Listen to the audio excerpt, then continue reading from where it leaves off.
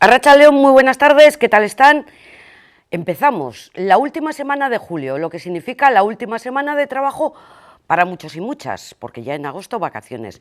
Nos incluimos nosotros, así que aprovecharemos todos estos días, de lunes a viernes, esta primera parte que acaba de finalizar con Coro y con Arantxa, la segunda parte que estaremos mi compañera Cintia Laiseca y yo misma aquí abordando y contándoles toda la actualidad sanitaria, económico, laboral y mucho más, mucho más.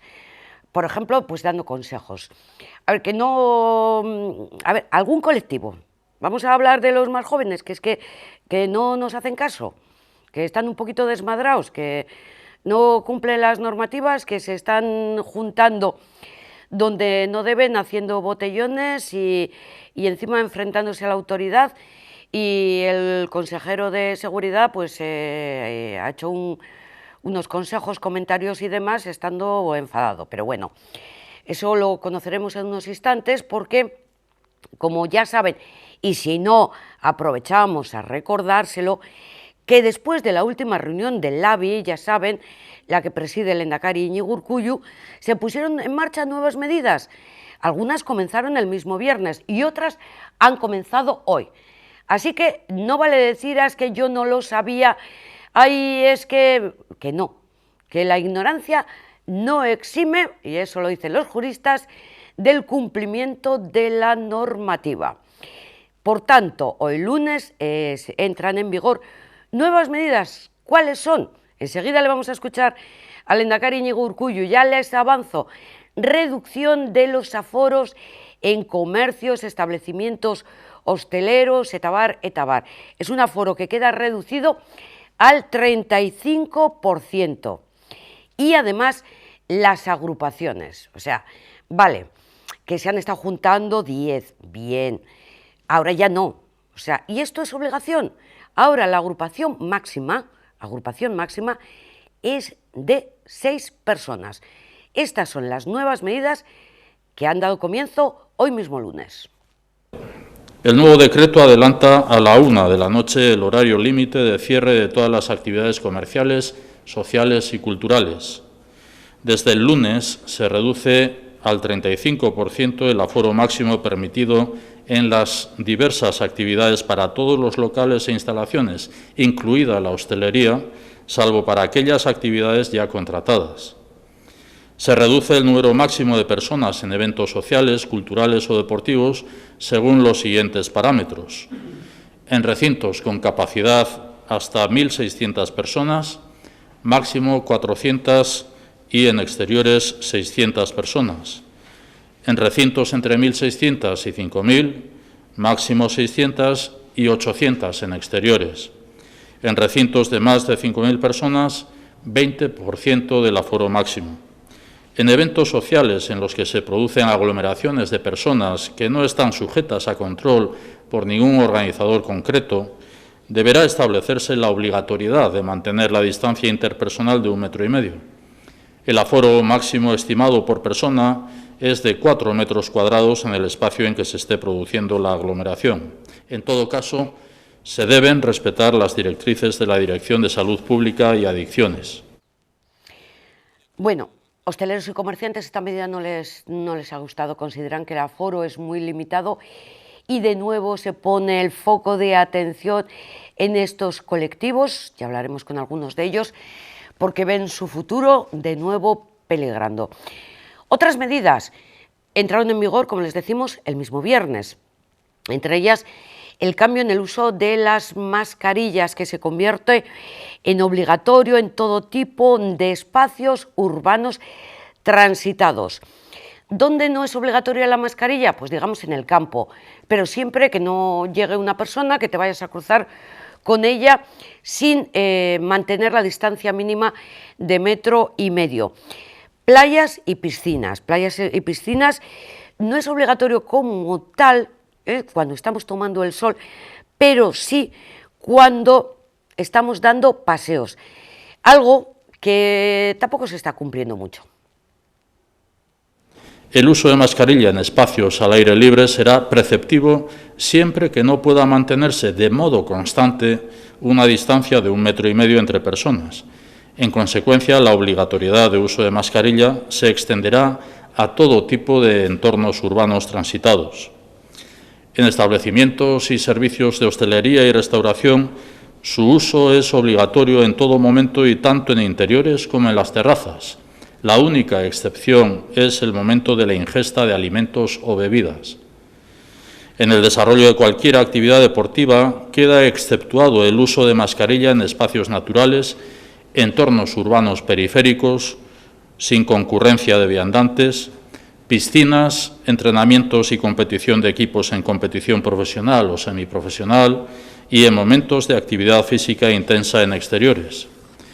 No será exigible el uso de la mascarilla en las playas y piscinas mientras se permanezca en un espacio determinado, siempre y cuando se pueda respetar la distancia de seguridad interpersonal.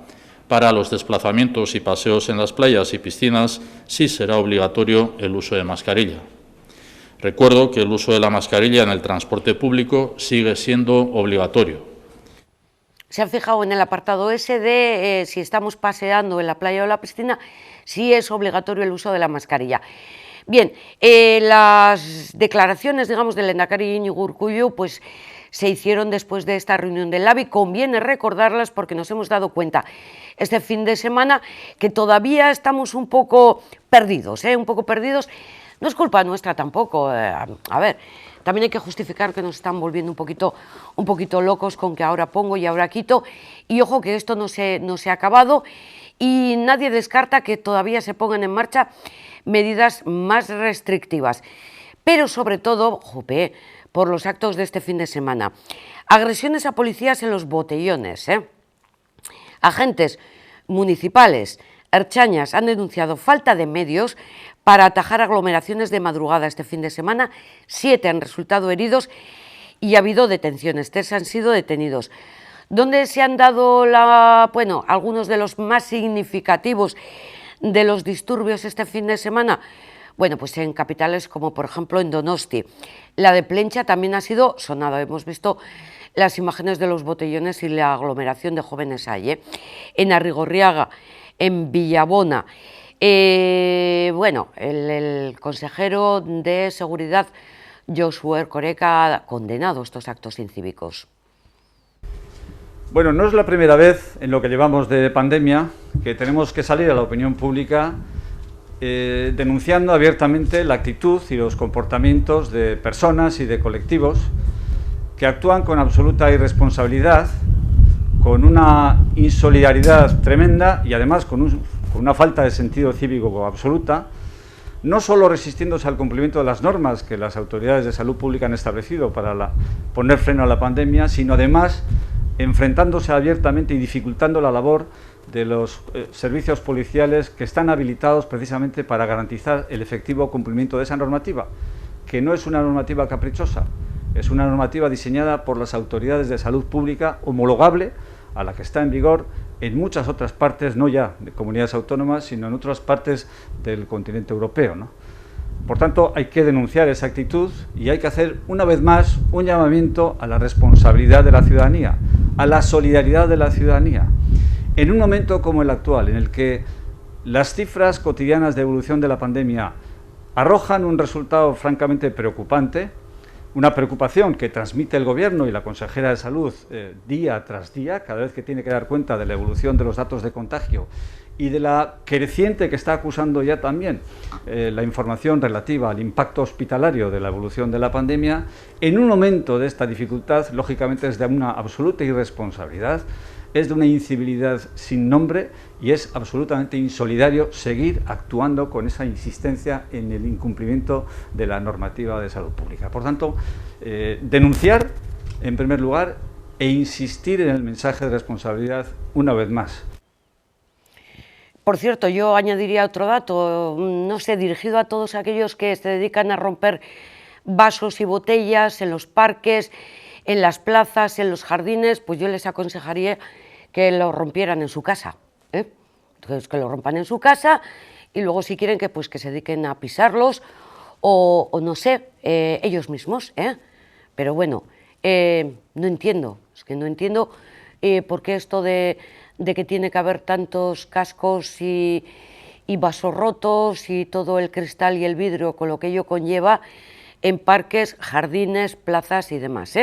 Esto, pues nada, como consejo, pues hacerlo en casa, en la cocina o en, yo qué sé, donde queráis, o en la sala vuestra, en fin. Bueno, Josu Erkoreka, el consejero de Seguridad, también ha respondido a estas acusaciones de los propios agentes que denuncian falta de medios. Recordamos que siete policías han resultado heridos como consecuencia de estos incidentes, y aparte de explicar el por qué considera que no estar de acuerdo con estas acusaciones de falta de medios, también ha dicho que el toque de queda fue la medida que limitaba que estos actos se produjeran. Bueno, en relación con los medios de los que disponen los cuerpos y fuerzas de seguridad que están trabajando, digamos, en el efectivo cumplimiento de la normativa de salud pública, hay que decir dos cosas. Los medios personales son, en el caso de la Ertzaintza, los que son disponibles. Como todo el mundo sabe, la Ertzaintza no puede tener personal interino, por tanto, hasta que salga la próxima promoción de la Academia de Policía Vasca y Emergencias, disponemos de los efectivos de los que disponemos, y entonces hay casi 900 efectivos menos de los que corresponderían a la plantilla. Cuando concluya el curso actual dispondremos de más efectivos y de esa manera iremos respondiendo al plan que está diseñado ya de rejuvenecimiento de la Ertzaintza y de adecuación de efectivos a la plantilla oficialmente aprobada. Por lo que respecta a la disponibilidad de otros medios o de otros instrumentos, mire, los medios con los que opera la Ertzaintza en este y en otros incidentes son los que en cada momento los responsables de la Ertzaintza, los mandos policiales, consideran que son adecuados, siempre teniendo en cuenta que hay que operar en este y en todas las actuaciones con arreglo a criterios de eficacia, pero también de proporcionalidad, ¿no? Hay que tener en cuenta que estamos hablando en muchos casos de situaciones que se producen a elevadas horas de la jornada, con concurrencia de muchas personas y muchas de ellas también con elevados grados de alcohol ingeridos, ¿no? En esas circunstancias hay que medir mucho y muy bien, y yo creo que los mandos de la Ertzaintza lo hacen de manera muy ponderada, con qué medios intervenir y de qué manera intervenir para que la intervención no produzca efectos contraproducentes, para que el daño que se genere no sea mayor que el que se pretende evitar, ¿no? Esa ponderación hay que hacerla caso por caso, lo hacen los mandos de la Ertzaintza, y yo creo que lo hacen de manera eficaz y bastante ponderada, teniendo en cuenta, insisto en ello, que además del principio de eficacia, la actuación de la Ertzaintza tiene que estar regida también por el principio de proporcionalidad, ¿no? Es inevitable, todo es evitable si se utiliza la fuerza disponible para ello.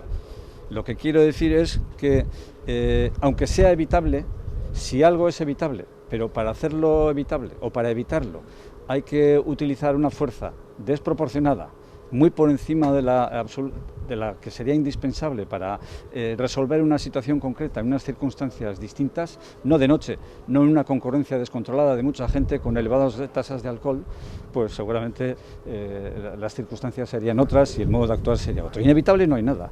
Hombre, apelo a la experiencia, ¿no? Mientras estuvo en vigor el toque de queda en Euskadi, durante los meses en los que esto fue así, incidentes de esta naturaleza no se produjo ninguno, ¿no? Es más, cuando se producía algún incidente en horas anteriores, automáticamente desaparecía el incidente justo en la hora en la que comenzaba el toque de queda, ¿no? Porque todo el mundo tenía perfectamente asumido, interiorizado, que a esas horas de la noche estaba prohibido andar, y todo el mundo respetaba esa disposición, ¿no? Esa era una actitud, un comportamiento generalizado, ¿no?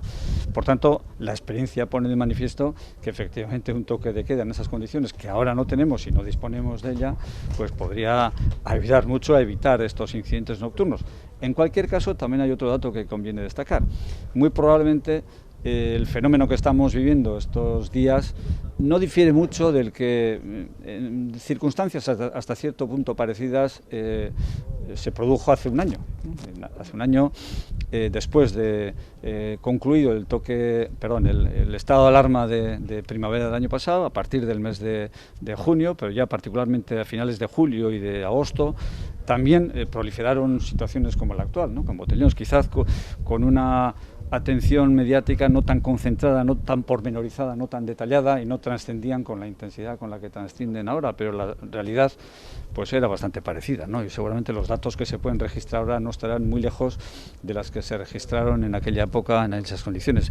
De alguna manera estamos viviendo un revival de una situación pues ya conocida, que en cuanto se producen una serie de circunstancias que favorecen esas conductas y comportamientos, al final acaban produciéndose, ¿no? Porque el verano, con el relajo que eso trae consigo, las buenas temperaturas, las ganas de disfrutar, de salir y de compartir, pues inevitablemente pues desembocan en esta situación si no hay otras medidas legales que impiden jurídicamente que se produzcan conductas de ese tipo, ¿no? Por tanto, estaremos pendientes de si poco a poco hay nuevas medidas legales, endurecimiento o no.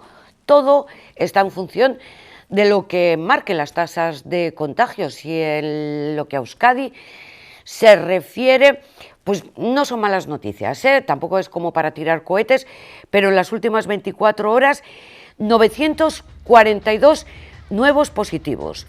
Parecen muchos, pero por primera vez en 12 días se baja de los 1.000 casos diarios, aunque la tasa de positividad se sitúa en el 13,2%. Hay 942 nuevos casos en las últimas 24 horas en Euskadi. Se hicieron 7.206 test diagnósticos. Repaso por territorios: Álava, 101 nuevos casos, Vizcaya siempre se lleva la palma, 508 nuevos contagiados, y en Guipúzcoa 312. La situación en nuestros municipios pues todavía es mala, porque prácticamente estamos en nivel rojo. Yo le voy a ir contando porque ya la pantalla se nos queda pequeña de tantos municipios que vamos incorporando. Como siempre solemos hacer, ahora que tenemos 3 columnas, vamos a empezar por la más cortita, que es la de la derecha, la que encabeza Gorliz, que suma 4 nuevos positivos. Güeñes, un nuevo contagio. Lekeitio, 3 en las últimas 24 horas. Marquina y Munguía, 9 cada uno. 5 en Ondarroa, 12 en Sopela y 1 en Zalla. Columna de medio, y aquí entramos en orden cronológico. A ver, Abadiño, 3 nuevos positivos, a Amorebieta 17, en Arrigorriaga y en Balmaseda 2 cada uno, Basauri 16, Verango 3, Bermeo 10, Derio suma 2 nuevos positivos, Durango 14, en Elorrio y en Echevarri 5 nuevos positivos cada uno de ellos, Galdacao 12 y Guernica 6. Y nos vamos a la columna de la izquierda. He dicho orden cronológico, no quería decir orden alfabético, ustedes me perdonarán. Bueno, más o menos de alguno de estos municipios también han recibido cumplida información en la primera parte de este programa, así que hacemos un rápido repaso, que comenzamos por la capital vizcaína, por Bilbao, y sus 157 nuevos positivos, 37 en Baracaldo, 7 en Sestao, 5 en Portugalete, 18 Santurce, 1 Trapagarán, 3 en Ortuella, 5 en Abanto Ciérvena, 2 en Musquis, Ciérvena, que suma también un nuevo positivo por COVID. Terminamos con la margen derecha, 3 en Erandio, 24 en Leioa y 43 en Guecho.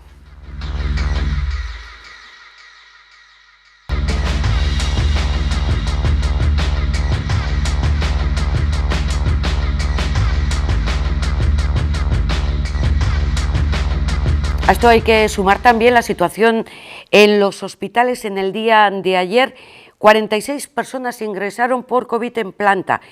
En las UCIs hay actualmente 56 personas, por lo tanto crecen las hospitalizaciones. Estamos en el 37% de ocupación, con 283 pacientes. La buena noticia, y lo anunciaba, lo dice la consejera de Salud, Gochone Sagardui, es el tema de la letalidad, porque afortunadamente esta quinta ola es menos letal que las anteriores. Afortunadamente, y ahí es donde tenemos el gran efecto de la vacunación. La vacunación es eficaz. La vacunación está haciendo que aquellos grupos más vulnerables, que son los que priorizamos al iniciar la estrategia de vacunación, se encuentren con mayores defensas para poder hacer frente al virus. Y aún resultando, en el caso de que resultan contagiadas, tienen una mejor evolución clínica. Como le digo, eso es una gran fortuna, pero ni la vacuna es infalible, ni todo el mundo desarrolla el mismo grado de inmunidad. Esa es la gran diferencia entre otros momentos de la pandemia y esta, que la evolución clínica que está teniendo, el impacto que está teniendo también en el ámbito asistencial, está siendo distinto. ¿Por qué? Porque, dicho lo que hemos dicho, los más vulnerables están mejor protegidos. Por otro lado, tenemos la población que se está viendo más afectada, que por sus circunstancias de salud generales, porque es una población más joven, está en unas condiciones de poder defenderse, de poder reaccionar mejor ante un posible contagio. Y luego tenemos otro tercer factor, y es que también, desde el punto de vista sanitario, los y las profesionales hemos aprendido a tratar mejor a un paciente o a una paciente que al inicio de la pandemia, en marzo del año pasado, era absolutamente nuevo y nueva para nosotros. No tenemos todas las claves, pero sí hemos avanzado. Entonces, todo ello hace que en estos momentos estemos en un escenario distinto. Afortunadamente, un escenario distinto, puesto que los contagiados son más jóvenes, asintomáticos, no hay ese grado de hospitalización, por tanto, esta tensión sanitaria, de momento, aunque va creciendo, todavía es mejor que las olas anteriores, esta quinta ola de la pandemia. Pero como saben, también en este programa hablamos de cuestiones muy diferentes, muchas de ellas también sanitarias, pero no todo tiene por qué ser la COVID-19. Por ejemplo, vamos con un dato y vamos a profundizar sobre ello. Riesgo de cistitis. Se incrementa en los meses de verano.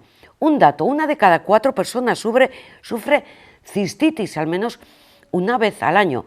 Vamos a hablar con Marilú García Toro, que es farmacéutica de Arcofarma Laboratorios, para conocer y recibir consejos de lo que debemos y no tenemos que hacer este verano. Mariluz, arratsaldeon, muy buenas tardes. Hola, muy buenas tardes. A ver, el riesgo de cistitis en los meses de verano es mayor, ¿pero por qué? Bueno, pues cuando llega el verano hay una serie de factores que favorecen que aparezca esta cistitis, ¿no?, tan temida y que muchas veces es capaz de arruinar nuestras vacaciones. ¿Y por qué aparece la cistitis más frecuentemente en verano? Bueno, pues porque cambian nuestros hábitos sociales, para empezar. Hay una cistitis ligada a la práctica de relaciones sexuales, que se sabe que aumentan durante el verano porque tenemos más tiempo libre, socializamos más. Este es uno de los primeros factores que determina este aumento. Luego también la humedad y la temperatura. Más baños, permanecemos más tiempo con el bañador mojado y eso, junto al aumento de temperatura, favorece el crecimiento de bacterias que son las responsables de la infección. Y luego también sudamos más, la transpiración hace que eliminemos más líquido, muchas veces se concentra nuestra orina si no estamos atentos a beber un poquito más de lo habitual, y es un factor de riesgo para que la infección urinaria se produzca. Y por último, pues el cambio de medidas, cambian nuestras medidas higiénicas. Muchas veces estamos de excursión, estamos de viaje, aguantamos, retenemos esas ganas de orinar y eso favorece que aparezca la cistitis. O sea que todos estos factores del verano acumulados y sumados hacen más frecuente la aparición de la cistitis. Pero, ¿qué es la cistitis? Pues la cistitis es una infección del aparato urinario, sobre todo de las vías bajas. Esto quiere decir que las bacterias suben a través de la uretra, que es el conducto que expulsa la orina al exterior, e infectan la vejiga. Esto digamos que es la denominación general de cistitis. ¿Qué pasa? Que muchas veces esta cistitis se produce lo que llamamos de manera recurrente, que aparece más de 3 veces al año. Y ahí es cuando hablamos ya de una cistitis de repetición. Y seguramente que las personas que nos están escuchando y viendo ahora mismo saben de lo que hablamos, ¿no? Porque hay unos síntomas como muy concretos que determinan que estamos sufriendo cistitis. ¿Y cuáles son? Bueno, pues una necesidad que decimos imperiosa de ir al cuarto de baño, muchas ganas de orinar, y cuando llegamos al cuarto de baño emitimos muy poquita cantidad de orina y con molestias, con dolor, con picor, con escozor. Este es el indicativo más importante de la cistitis. Insisto, un problema muy frecuente, mucho más frecuente en la mujer y sobre todo en verano. Eso te iba a preguntar. Afecta mucho más entonces a las mujeres, ¿verdad? Eso es. Digamos que se produce también en hombres y en niños, pero en general la mujer, por cuestiones anatómicas, porque esta uretra que hablábamos antes, que es la encargada de eliminar la orina, es muy cortita. Es decir, que la vejiga está más cerca del exterior y puede contaminarse porque suban estas bacterias, ¿no? Digamos que la bacteria que produce la cistitis es la Escherichia coli, es una bacteria que de manera habitual está en nuestro organismo y cuando aumenta su concentración o llega hasta la vejiga de una manera más concentrada, pues produce esta infección. ¿La cistitis es peligrosa? ¿Hay que preocuparse? Digamos que hay que ocuparse. Es decir, si yo empiezo a tener una sintomatología de que tengo una cistitis, tengo que poner remedios, ¿vale?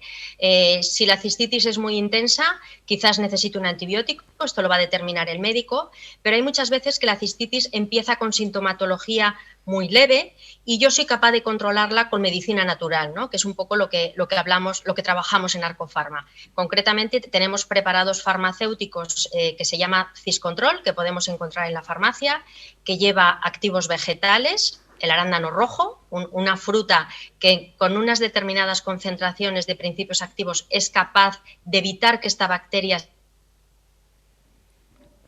Uy, Ana, parece que... Uy, Mariluz, perdón. Te hemos perdido, Mariluz. Uy, pues estaríamos encantados de... Tenemos que recuperar esta conexión ahora. Ay, Mariluz, que te habíamos perdido en un momento. Disculpadme, no. Que he debido de tener un problema de conexión, sí. Hablábamos del arándano rojo. Exactamente. Son activos vegetales. El arándano rojo es uno de los más importantes, el brezo, la demanosa, todos ellos tienen un objetivo muy importante y es evitar que las bacterias se fijen a la vejiga y produzcan la infección. Y esto es muy importante recordarlo porque el tratamiento de la cistitis son los antibióticos, cuando el médico lo determine, lógicamente. Pero los antibióticos al final producen resistencias y son más agresivos. Entonces, siempre que podamos utilizar activos naturales, como puede ser Ciscontrol, pues es muy interesante. No olvidemos que una cistitis, si no se trata, puede producir una infección del riñón, que es una patología ya más importante. Claro, entonces es mejor tener pendiente estas medidas preventivas antes que tener que ir al final a un antibiótico, como dices. Ocurre más en mujeres, pero ¿por edades también se puede decir que es más fácil coger cistitis? Sí, efectivamente, así es. Hay un rango de edad donde es más frecuente, generalmente entre los 20 y los 44 años. ¿Por qué? Pues una vez unido a las prácticas y a la higiene de vida, ¿no? Además, no olvidemos que durante el embarazo es un momento de la vida de la mujer donde es más frecuente la aparición de las cistitis, porque se altera toda la flora vaginal, y eso también favorece la aparición de la cistitis. Y la menopausia, cuando la mujer pierde su capacidad reproductiva, es otro momento importante.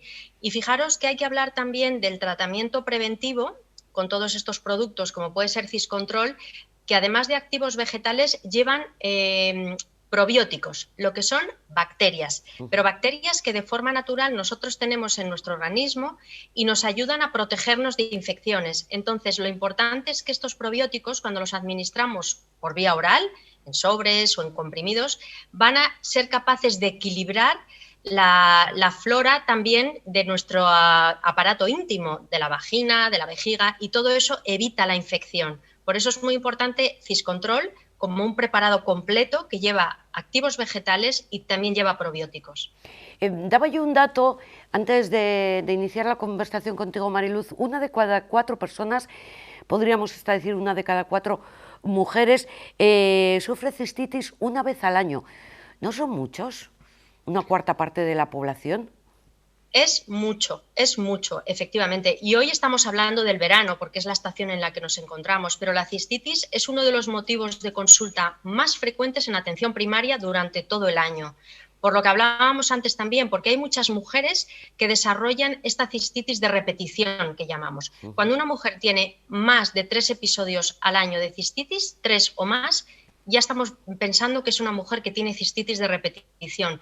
Y sería muy interesante establecer una pauta de tratamiento de prevención con productos naturales como los que hablamos. ¿Por qué?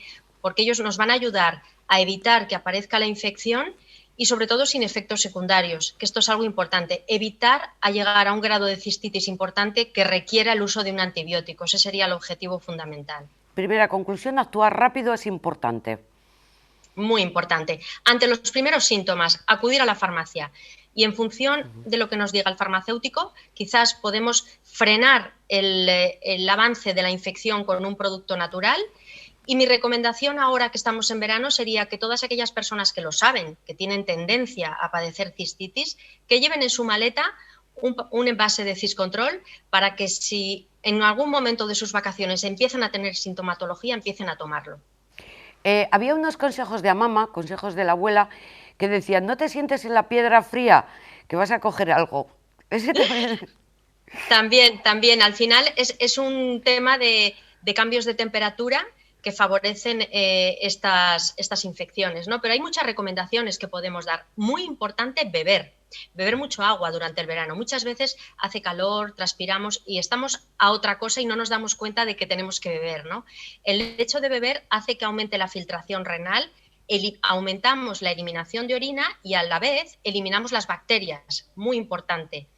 No permanecer con el bañador mojado, como decíamos, no coger frío, no haya cambios de temperatura, utilizar ropa de algodón que transpire para evitar la sudoración, también en la zona vaginal, intentar que nuestros hábitos dietéticos no cambien durante las vacaciones, que en general suelen cambiar, porque, bueno, pues lo que decíamos antes, salimos, tomamos más distintos alimentos, distintas bebidas, por ejemplo, no abusar del alcohol. Tenemos que intentar que nuestro pH de la orina siga ácido, porque cuando aumenta el pH de la orina es cuando se favorece la aparición de las infecciones.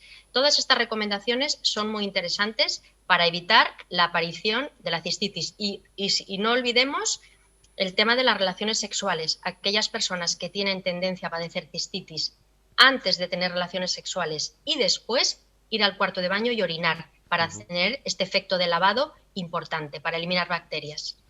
Por último, ¿cuánto tiempo dura una cistitis?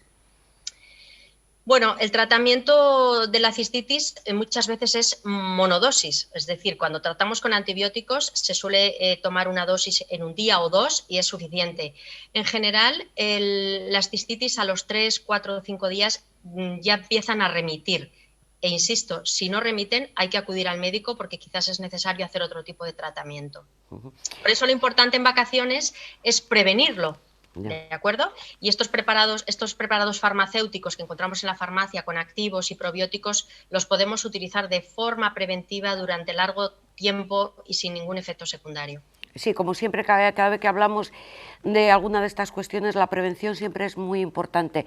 Eres farmacéutica de Arcofarma.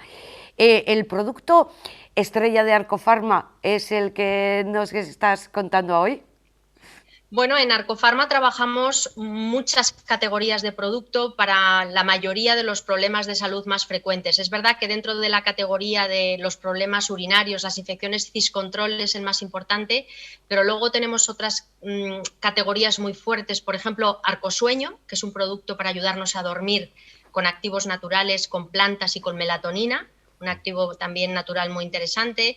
Y luego también somos líderes en la farmacia con productos para control de peso, que muchas veces la pérdida de peso es un objetivo de muchísimas personas y desde aquí recordar la importancia de hacerlo de una manera segura, con preparados farmacéuticos como puede ser la alcachofa, por ejemplo, una planta medicinal que nos ayuda a depurar, Figurmed Metabol, otro producto con activos naturales, todo siempre con la recomendación de un farmacéutico, muy importante para utilizar esta medicina natural, pero siempre con garantías.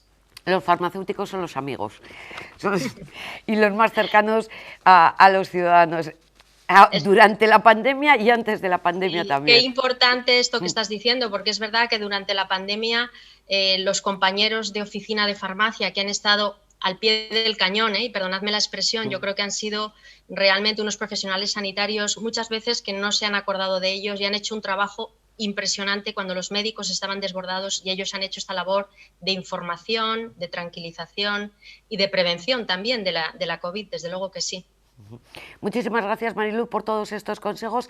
A ver si es verdad que tenemos cabeza y somos capaces de tener presentes estas recomendaciones y evitar la cistitis. Un beso muy fuerte. Un abrazo y felices vacaciones a todos. Felices vacaciones, lo mismo, felices merecidas vacaciones. Farmacéutica de Arcofarma, porque no todo va a ser COVID, pero sí, ella hacía, y nosotros nos sumamos, ese reconocimiento a los farmacéuticos y farmacéuticas que las tenemos ahí y que cómo pedimos su consejo, pero también nos tenemos que acordar, y siempre lo hacemos, de las enfermeras. En este caso, desde el Colegio de Enfermerías, vamos con una recomendación que hacen ellos, que es no retrasar la segunda dosis, de la vacuna contra la COVID. No tanto por su efectividad, que es evidente, sino por tener ese grado de inmunidad que nos permite, pues, a mayor número de personas inmunizadas, pues menos posibilidades de contagio. La vacunación contra el COVID-19 continúa imparable en España. Administrar las 2 dosis en los plazos establecidos es fundamental para alcanzar la tan deseada inmunidad de grupo. A nivel individual, el retrasar unas semanas la segunda dosis puede que no tenga ningún problema, pero cuando el objetivo de la población es conseguir una inmunidad de grupo, el hecho de retrasarla puede ser un problema. Aunque en la ficha técnica sí que permite el retraso de algunas semanas, consideramos que es muy importante el completarlo lo antes posible. Las enfermeras recuerdan la importancia de seguir manteniendo las medidas de seguridad, porque la vacuna no evita el contagio, sino que en la mayoría de casos minimiza la gravedad de la infección. De hecho, se ha observado un cambio en los síntomas principales de aquellos contagiados que ya se habían vacunado. Es muy importante el seguir observando qué ocurre en estas primeras semanas, ya que ahora mismo la mayoría de los síntomas son leves, se parecen más a un catarro, como por ejemplo el moqueo, el dolor de cabeza, y hay menos fiebre y tos, pero más estornudos. La relajación de las restricciones y una falsa seguridad de aquellos que ya se han vacunado hacen que la quinta ola de contagios continúe también en ascenso día tras día. Por este motivo es imprescindible la responsabilidad individual de cada uno para lograr el bien común cuanto antes. Bueno, que estamos hablando de muchas cosas, pero ¿sabían ustedes que hoy, 26 de julio, se celebra el Día de los Abuelos? Zorionak, aitites, amamas, además de la celebración del Día del Padre y el Día de la Madre, el Día de los aitites y amamas, pues tiene que ser el día más importante, porque es que buena parte de nuestros recuerdos, buena parte del tiempo que ahora pasan los más chiquis, sobre todo ahora en verano, es con ellos. Nos da el motivo, la ocasión para hablar con la Fundación Abuelo actual, con José Manuel Blasco. Arratsaldeon, muy buenas tardes, José Manuel. Arratsaldeon. ¿Tú eres aitite? No, todavía no. Pero bueno, ¿qué te parece que los aitites igual hasta un poco, y a mamas, igual hasta de una forma un poco excesiva les están cargando a los nietos? Bueno, yo creo que los nietos deberían de ser para disfrute de los aitites, claro, no como una carga ni una obligación, digamos, porque la responsabilidad tanto de tenerlos como sobre todo de educarlos, pues lógicamente debe de recaer en los padres.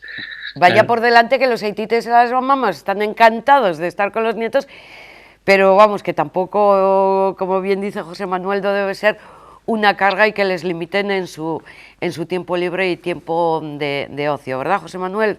Claro, y también porque lógicamente ya a partir de determinadas edades pues no se tiene la seguridad en las cosas, muchas veces pues lo pasan mal pensando de si le va a pasar algo a la niña o al niño, al nieto, de si lo están haciendo bien. Entonces, claro, para ellos no solamente a veces es una carga física el tener a lo mejor que tener esa obligación a veces de recogerlos, de traerlos, llevarlos, sino que casi es más importante a veces la carga psicológica, vamos, o psíquica, en el sentido de que a veces pues eso, no tienen la confianza, dudan y padecen a veces pues, por si acaso no lo hacen mal y por si le va a pasar algo, que la culpa sería de ellos, claro, así se lo representan. Entonces, claro, yo creo que los abuelos deben de, ya han hecho mucho en esta vida, lo que deben es de disfrutar de sus nietos y de sus nietas.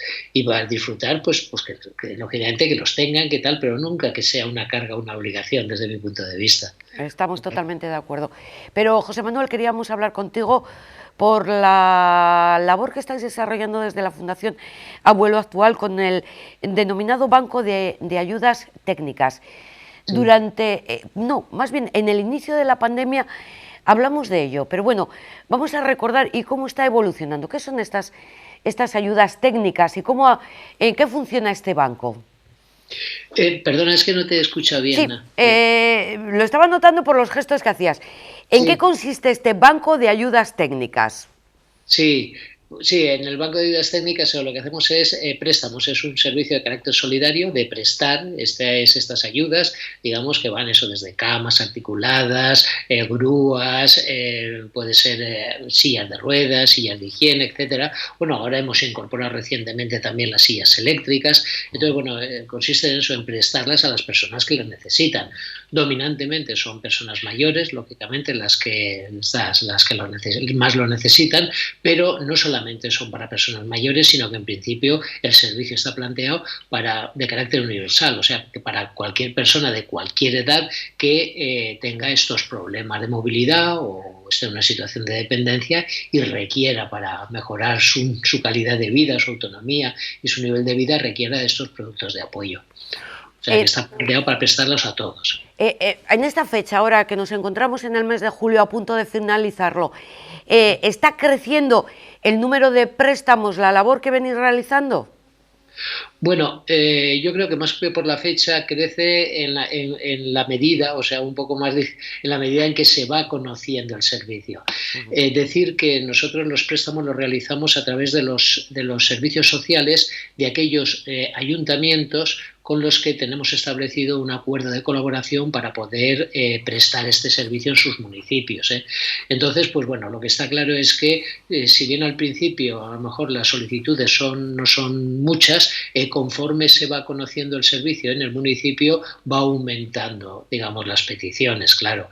Conforme se está popularizando, pues se va aumentando más, porque, claro, hay quien tiene a lo mejor una necesidad muy extrema, me explico, de esa cama, de esa grúa, porque está en una situación pues muy difícil, pero luego hay situaciones que no tienen por qué ser extremas ni difíciles, donde pues eso, una silla o otro tipo de ayudas técnicas, no sé, pues pueden, por ejemplo, o sea, pueden facilitar, o sea, enormemente su situación. Entonces, cuando se conoce, pues ya se recurre a este recurso. ¿Y cómo es el sistema? ¿Cómo funciona? El sistema para acceder a los préstamos, como os decía, hay que ir a los servicios sociales de estos municipios y porque son los servicios sociales quienes conocen la situación o quien pueden valorarla o evaluarla.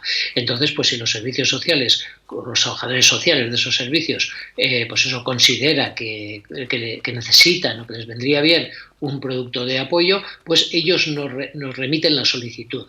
En cuanto nosotros recibimos esa solicitud de préstamo, ya lo gestionamos de manera directa, digamos, con las personas solicitantes. Y lo primero que hay es una visita domiciliaria o una entrevista, dependiendo los casos, con nuestra terapeuta ocupacional.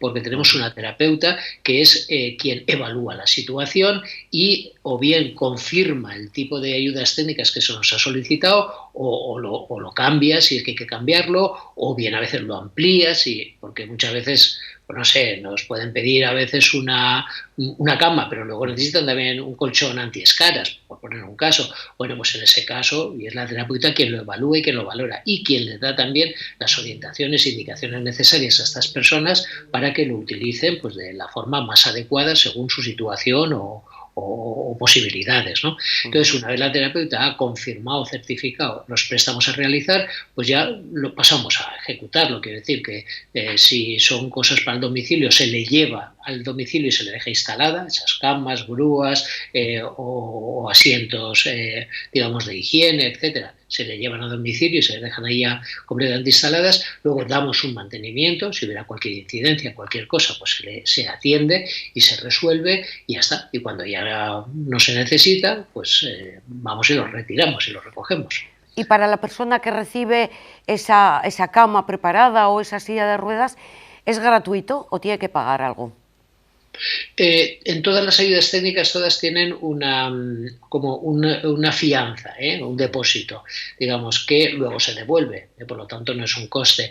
Pero para que os dais una idea, lo más caro en el caso de cara, o lo más alto en el caso de camas o grúas, es de 50 euros, en el caso de sillas son de 20 y el resto de ayudas técnicas son 10 euros, o sea que es una cantidad pequeñita.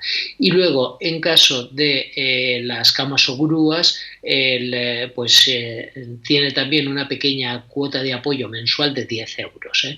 Entonces, de que esto es lo normal, pero también nos hemos encontrado con situaciones que a lo mejor las familias estaban en una situación bastante extrema, o sea, en el que les suponía un problema el asumir estos costes, y en esos casos no ha habido problema porque siempre lo resolvemos de manera que, o sea, lo asumimos o bien servicios sociales o bien el banco.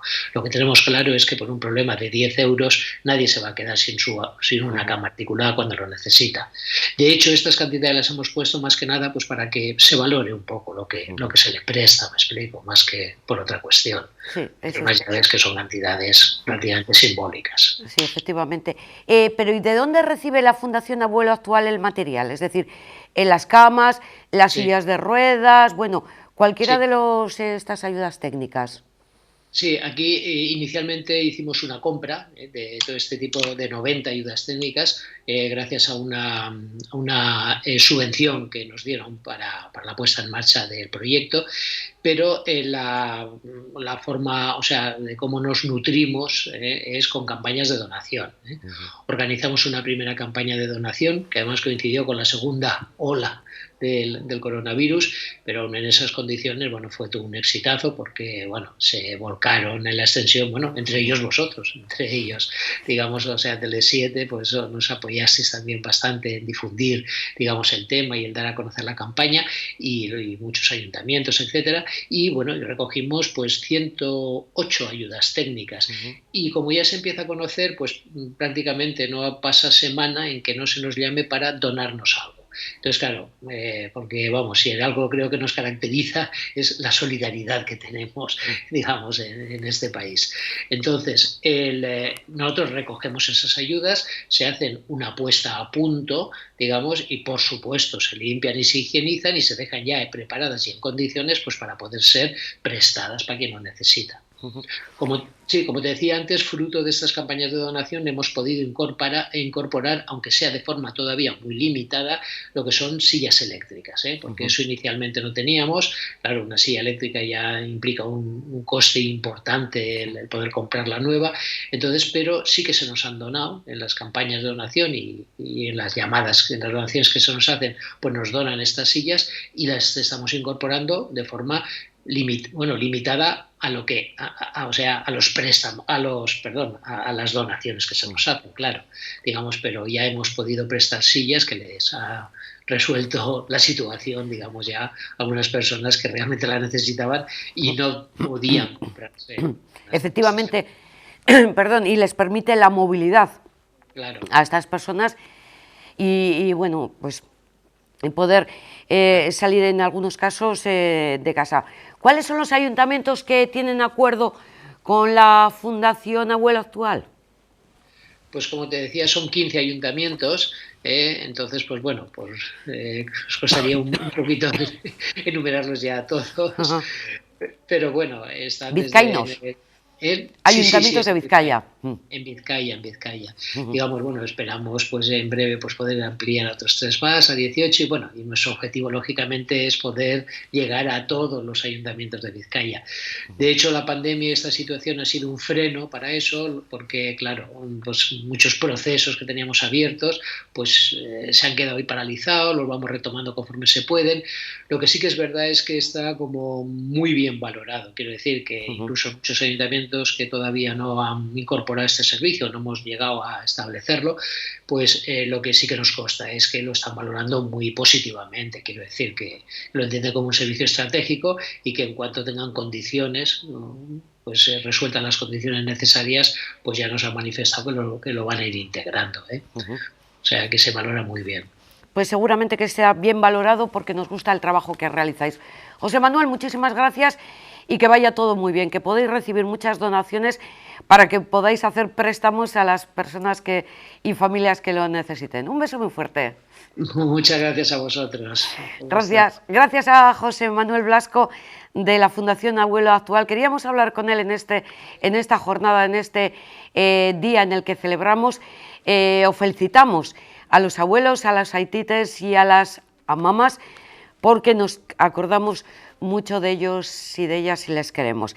Bueno, en el apartado, digamos, de las efemérides, pero en lo que se refiere, ya hacíamos mención al ayuntamientos que son los que tienen acuerdo con esta fundación, pero una noticia también que nos llega desde el Ayuntamiento de Bilbao, que pone en marcha rutas interculturales y guiadas por los barrios de San Francisco y de Bilbao la Vieja. Están preparadas, apúntaselo, para este otoño, y nos lo recuerda la concejala Itziar Urtasun. En Bilbao vamos a poner en marcha el próximo otoño una iniciativa novedosa, Diversitours, Aniztasuna Tours, gracias a la financiación del programa Intercultural Cities. Es un proyecto piloto para la promoción de la convivencia intercultural a partir de rutas urbanas en la zona de San Francisco y Bilbao la Vieja. Estos paseos serán guiados por personas vinculadas a estos barrios y contaremos con un agente de referencia como es COP-SF34. Queremos mostrar el impacto positivo de la diversidad cultural en nuestra ciudad. Durante el mes de julio, con el apoyo de la Fundación Aldauri, estamos desarrollando el trabajo de campo para la realización de un estudio exploratorio inicial sobre las migraciones presentes y pasadas y su efecto en la transformación histórica del barrio. Las vecinas y vecinos de los barrios que recibirán formación específica realizarán estos paseos con perspectiva intercultural y conectarán a las personas visitantes con la historia de la comunidad, con los lugares y comercios referentes, en definitiva, con la diversidad de manifestaciones sociales, económicas y culturales. Estos paseos interculturales se basan en la experiencia y el conocimiento generado por la red europea Migrantur. Y al tiempo que Bilbao desarrolla esta iniciativa, Valencia también prepara sus recorridos por el barrio de Orriols. Deseamos que este proyecto constituya una puesta en valor de los barrios de San Francisco y Bilbao la Vieja, a partir de la valoración de su diversidad cultural presente y pasada. Sin duda, Diversitours, Aniztasuna Tours, refuerza el compromiso de la ciudad de Bilbao con los principios del programa Ciudades Interculturales del Consejo de Europa. Bueno, esto en lo que respecta a Bilbao, pero no es lo único. ¡Oh! Se suspende el aurrescu y la romería en el Día de la Virgen de Begoña. ¡Oh! En agosto, ya saben, el Día de la Machu de Begoña, un año más. No habrá aurrescu, no habrá romería, pero sí va a haber misas en la Basílica de Begoña con aforo limitado sin reserva previa, ¿eh? Ya saben, es el 15 de agosto. Las misas, pues prácticamente cada hora desde las 7 de la mañana hasta las 12, la misa de las 12. Es la que estará presidida por el nuevo obispo de Bilbao, por Joseba Segura. Está previsto que a esta misa de la fiesta de la Asunción de la Virgen acuda el alcalde de Bilbao, Juan Mario Aburto, y también representantes institucionales. Luego además también habrá misa a la 1, a las 2 y por la tarde a partir de las 5, cada hora hasta las 9 de la noche. Esto como aviso, no, aforo limitado, sin reserva previa. Entiendo que los primeros que lleguen, hasta que se llene la Basílica de Begoña, podrán entrar en una jornada en la que no habrá el aurrescu y tampoco la romería. Lo que sí está previsto además es que se apunten en las oficinas de correos de Euskadi, vayan o acudan. Yo más bien llamaría por teléfono a alguna oficina de correos para saber, aquí viene lo interesante, cómo tramitar las solicitudes para las vacaciones del Inserso. Ya saben que en otoño también está previsto que haya viajes del Inserso para, ya saben, para los jubilados, y entonces en las oficinas de correos de Euskadi dicen que se pueden tramitar estas solicitudes. Intentaremos ampliarles toda esta información que seguramente que es de interés para todos ustedes. Viajes Inserso, acudir o no acudir el Día de la Virgen, el Día de la Machu de Begoña a la Basílica. Son cuestiones de interés. Veíamos antes, y vamos con un poquito de actualidad política también, como les decía, veíamos antes a Josu Erkoreka haciendo unas declaraciones. ¿Dónde las hacía? Pues las hacía en la nueva estación oceanometeorológica que se ha inaugurado, que se ha instalado en el dique exterior del puerto de Mutriku, que va a permitir medir y suministrar datos en tiempo real del oleaje, la temperatura del mar, el aire y la humedad, y la energía que llega del sol o la intensidad del desplazamiento atentos de las galernas, entre otros. Estará ubicado junto a las plantas de energía de las olas, instalada por el Ente Vasco de la Energía, que cumple 10 años. Es la planta comercial de su tipo más longeva del mundo y la que más horas de funcionamiento acumula. Ahí ha estado Josu Erkoreka y la consejera de Desarrollo Económico, Arantxa Tapia, visitando estas instalaciones. Es una planta que, además de producir energía con olas, es sobre todo un eslabón en la cadena de investigación de nuevas turbinas que son más eficaces, más eficientes, de mayor resistencia al medio marino y además con costes más competitivos. Realizamos los estudios aquí en Mutriku, se realizan aquí en este dique, con menores costes porque se encuentran no en alta mar, pero al mismo tiempo sí en la costa. Y permite probar, testear, mejorar la eficiencia de las turbinas que después van a ser llevadas a alta mar. Por ese motivo, Mutriku forma parte del Biscay Marine Energy Platform, el denominado BIMEP, y que en definitiva es una plataforma de ensayos que tiene dos tipos de instalaciones. La primera de ellas, protegida aquí en el dique, en Mutriku, y la segunda en mar abierto en Armintza. Dos instalaciones que se complementan y que trabajan de forma conjunta, que constituyen una apuesta global por el desarrollo de un nuevo sector industrial, desde luego fijado en el marco de las energías renovables. En el pasado, como pueblo vasco, supimos aprovechar el potencial del mar para avanzar, para mejorar y para alcanzar nuevos retos, nuevos horizontes. Y también supimos generar conocimiento y desarrollar tecnología propia en el ámbito de las energías renovables, y hoy nuestras empresas producen energía con el viento en todos los continentes. La energía del mar, directamente del mar, de las olas, de las mareas, puede ser una nueva oportunidad para afianzar en nuestro territorio un sector productivo que exporte tecnología desarrollada en nuestras instalaciones. Hablamos de sistemas flotantes que aprovechan la energía de las olas en mar abierto, allí donde se puede generar más energía. Y también de energía eólica, pero con plataformas flotantes imprescindibles en mares como el nuestro, de una profundidad importante, donde aquellas plataformas que se encuentran ancladas definitivamente con unas estructuras importantes al fondo no son aptas para ser usadas. Recientemente hemos visto ejemplos de ambas tecnologías, con empresas como la vizcaína Saitec, que ha presentado su dispositivo flotante y que se está construyendo ya en el puerto de Bilbao y que instalarán próximamente en Armintza para poder comprobar su buen funcionamiento.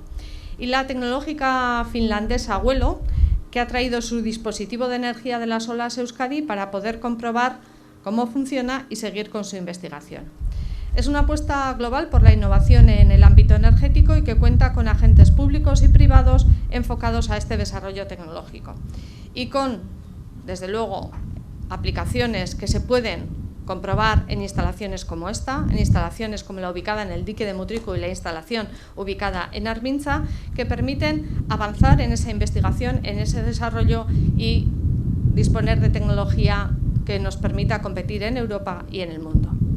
Es importante destacar además la colaboración europea en el ámbito de la investigación en energías marinas en estas instalaciones, que forman parte precisamente de esa red europea de investigación y cuyos estudios se realizan en gran parte en este tipo de instalaciones en colaboración a lo largo de toda Europa con diferentes tipos de agentes.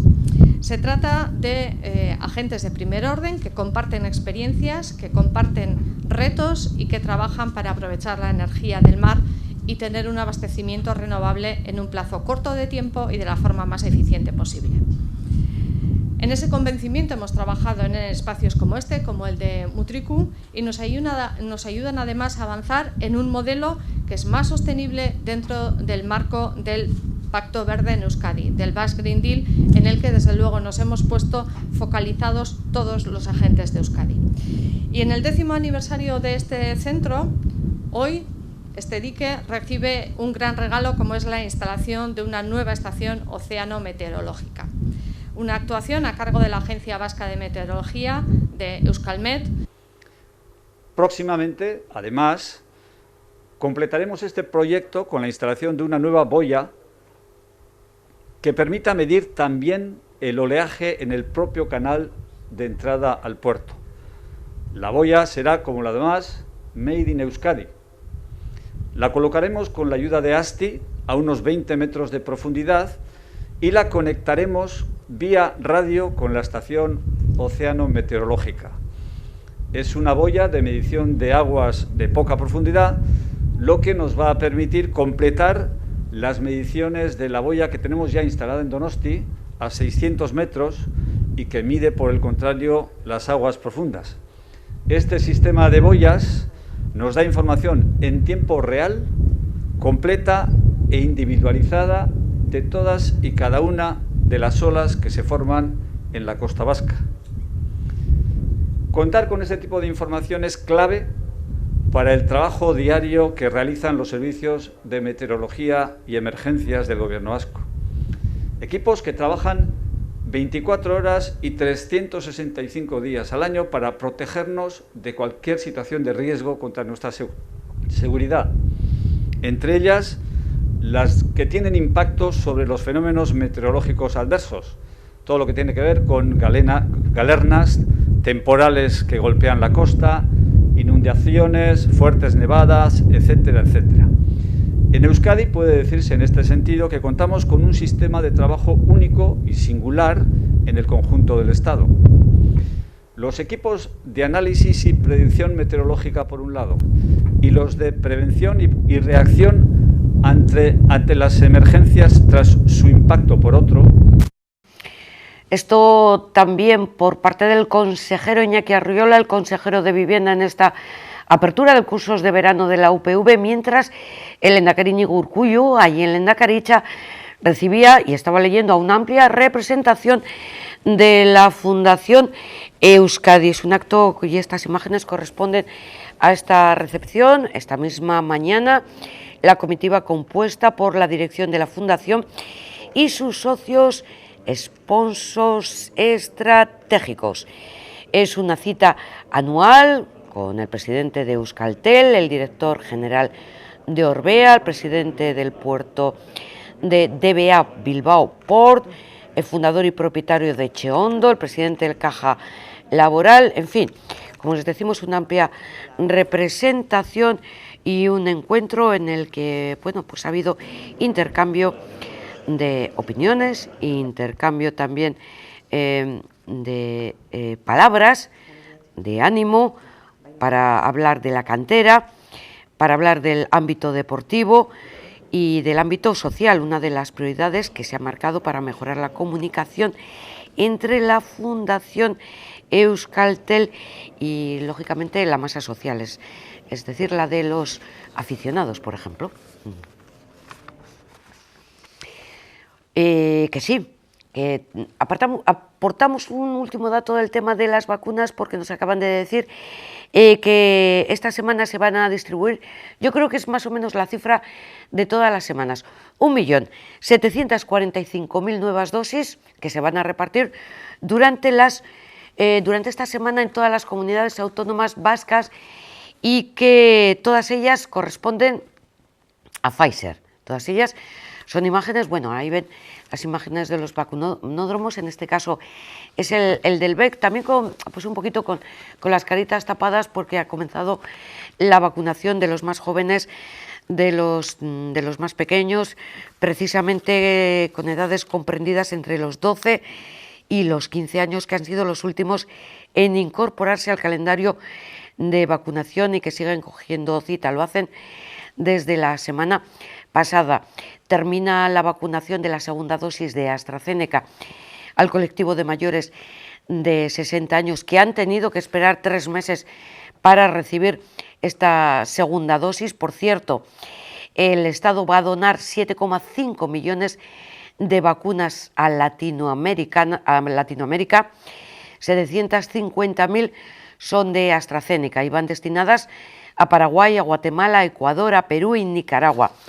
AstraZeneca porque una vez que termine la vacunación con este colectivo que decimos de los mayores de 60 años, pues prácticamente van a sobrar porque la mayoría de las que se van a poner son las de Pfizer. Este sería alguno de los datos, y del 1.750.000 nuevas dosis que se van a repartir entre las comunidades autónomas, pues sería prácticamente lo que se necesita aquí en Euskadi para conseguir una inmunidad de grupo, una inmunidad total, porque la nueva variante, la variante Delta, ha obligado a subir del 70 al 85% el número de personas que deberían inmunizarse, aunque la verdad es que en Euskadi ya más del 60%, bastante por encima, ya han recibido la segunda dosis. Ahí estamos viendo momento de vacuna, momento que todos recuerdan, porque todos comentan lo mismo. Pues la verdad es que ni lo he notado. No he notado ni... Y para cuando he mirado si tenía ya la tirita puesta.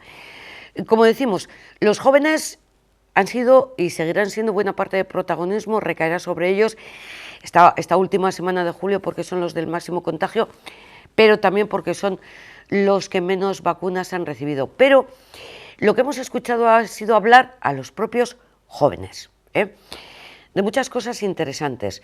Por ejemplo, nos ha llamado la atención una portavoz de la asociación Talento para el Futuro, que son ellos, Talento para el Futuro, aunque también para el presente, hablar de sus expectativas en el mundo laboral, en el mundo de los estudios, de si se les tiene en cuenta.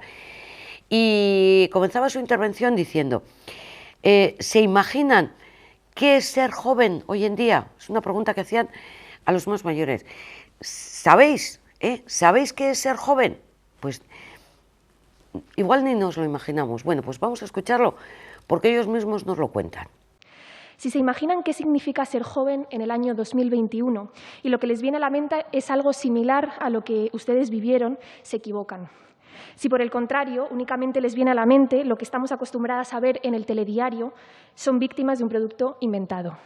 Piensen, sin embargo, en un mundo en el que para empezar a desarrollar tu vida plenamente tienes que tener 35 o 40. Un mundo en el que nunca es suficiente ni el número de horas extra, ni el número de másters que tengas, ni el dinero que ahorres. Sin olvidar que esta precariedad se acentúa especialmente entre quienes sufren alguna discriminación. El diagnóstico que hago ante una situación tan compleja y tan injusta para las personas jóvenes es que se nos considera agentes pasivos del sistema. Pero ¿por qué consideramos como agentes pasivos del sistema a quienes deberían ser quienes imaginasen, diseñasen, implementasen y evaluasen ese mundo en el presente y en el futuro? ¿Cómo lo haremos nosotras dentro de 2 o 3 décadas, si cuando necesitábamos las oportunidades no las tuvimos? ¿Qué supone dejar olvidadas a quienes queremos que lleven a sus espaldas el peso de este sistema? Y no hablo solamente de las pensiones, que por supuesto, sino de las consecuencias de cada una de las decisiones que toman hoy en materia de convivencia, en materia de sostenibilidad, en materia de empleo o de sanidad.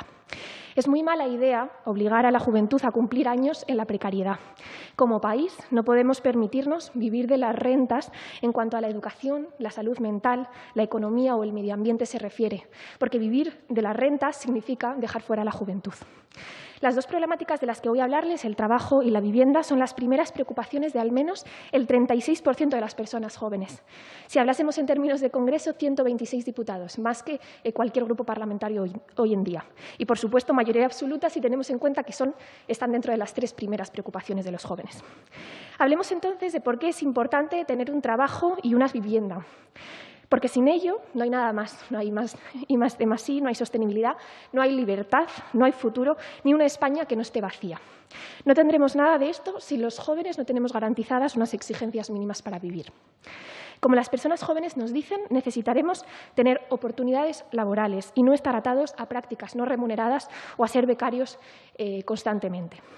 Por si había dudas sobre la relevancia de las cuestiones laborales, esta encuesta nos ha dicho que casi el 90% de los jóvenes afirma que el trabajo importa mucho o bastante en su vida. Un 93%, además, de las personas encuestadas afirma que hay muy poca oferta laboral para los jóvenes entre 18 y 25 años, algo que evidentemente genera frustración e inseguridad entre quienes estamos llamados a ser líderes, solidarios y libres. No obstante, hay una buena noticia, una noticia que ojalá hoy cope todos los periódicos. Esta situación es reversible. Es reversible porque no siempre ha sido así en España y es reversible porque no es así en otros países de Europa. Nos hemos acostumbrado a que la juventud viva en esta precariedad. La hemos asumido. Pero, compañeras, señorías, esta situación no debería ser la habitual.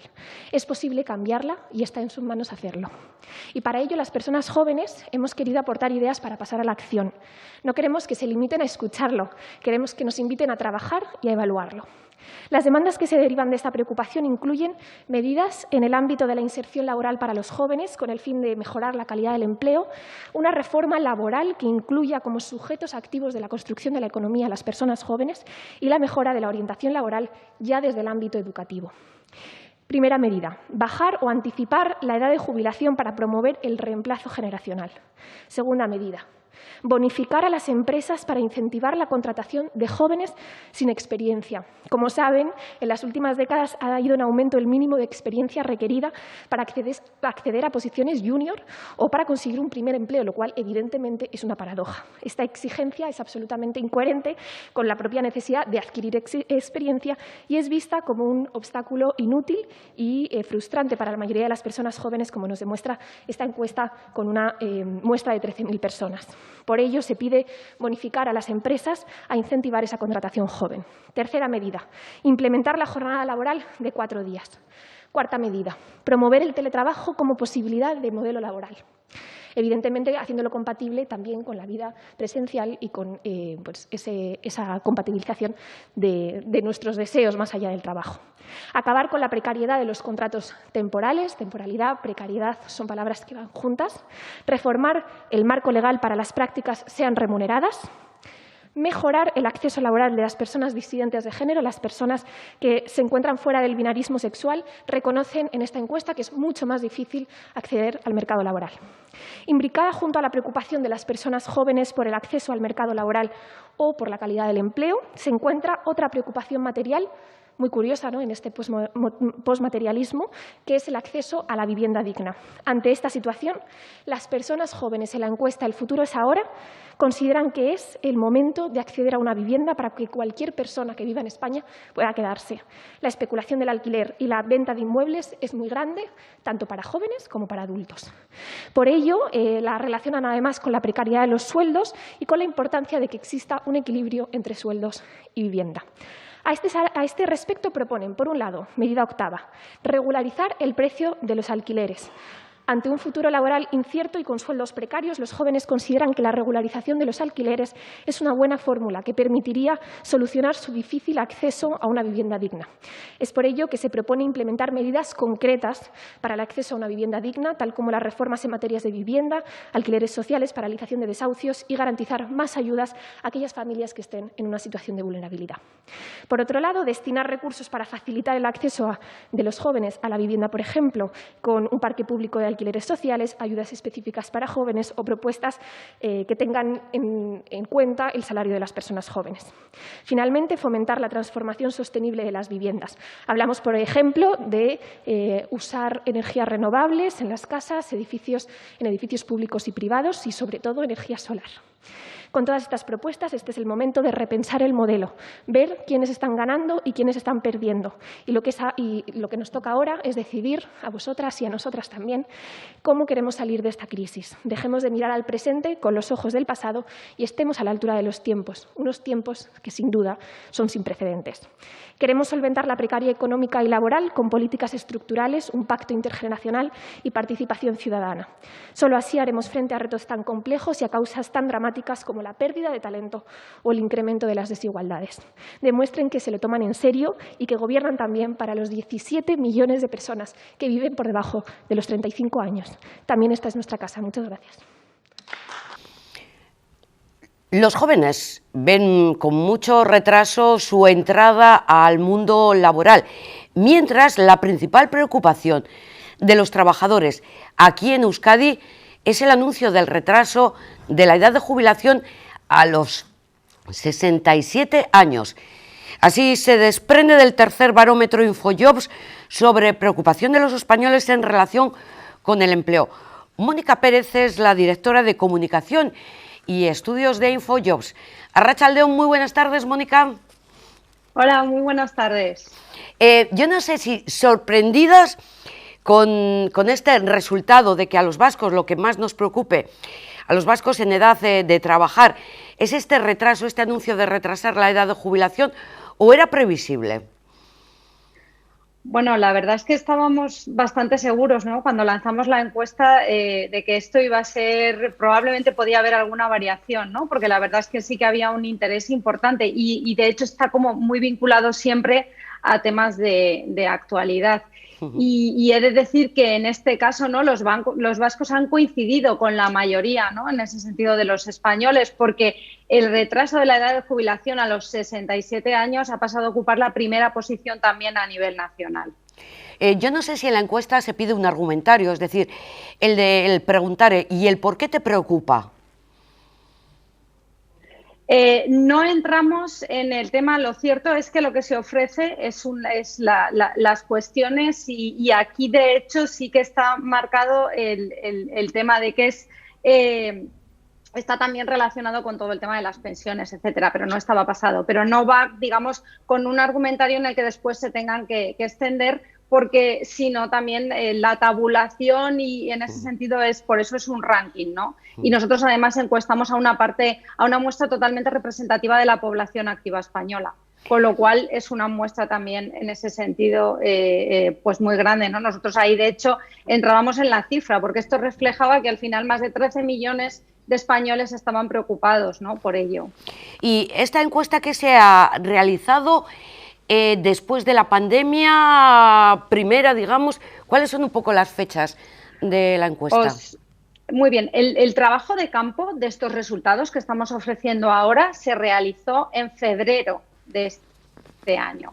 Ahora bien, ¿no?, nosotros aquí lo que es también muy interesante es ver el histórico, porque como anunciaba, se trata del tercer barómetro que nosotros realizamos, es decir, llevamos realizando esta encuesta en el que se presentan ranking de las principales preocupaciones en materia de empleo, ¿no? Y nosotros esto lo lanzamos ya hace 3 años, con lo cual hemos podido ir viendo la evolución. De hecho, el año pasado, cuando se lanzó en 2020, coincidió precisamente en febrero, y cuando obtuvimos los resultados fue justo cuando estalló la pandemia, con lo cual volvimos a realizar también la encuesta para ver cómo había afectado en el mes de julio.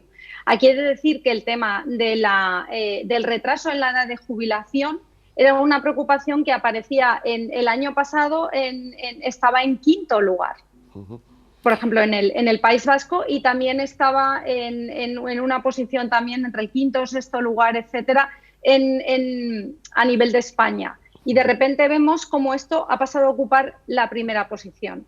En plena pandemia, la principal preocupación de los españoles era el cierre de las empresas. Con lo cual aquí vemos cómo está directamente relacionado, ¿no?, con lo que está ocurriendo, ¿no? Porque si nos remontamos a qué estaba pasando antes de la pandemia, pues la principal preocupación era pues que los salarios y los puestos no fueran acordes a la formación y a la experiencia, ¿no? Y con lo cual es muy interesante ver cómo evoluciona en este sentido y está, claro, lógicamente muy marcado por el contexto, ¿no?, de lo que está ocurriendo. Efectivamente, son resultados muy vivos en función de la situación económica de cada momento, porque en esa época de COVID, me imagino que te referías al segundo barómetro, lo que había era muchísimas empresas que quedaban destruidas y mucha pérdida de puestos de trabajo de autónomos y de personas contratadas. Claro, eso marcó la preocupación del personal laboral, ¿no?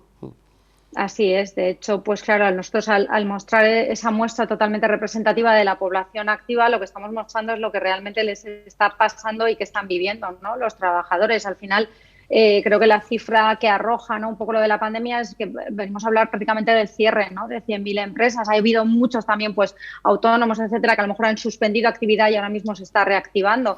Pero en este momento, directamente vinculado con el empleo es el cierre de las empresas, ¿no? Y luego también pues destaca lo que está ocurriendo, el número, hablábamos, ¿no?, del tema de la edad de jubilación, pero la segunda preocupación actualmente está vinculada con la bajada o congelación de los salarios, ¿no?, cuando en plena pandemia el principal temor era la pérdida del empleo.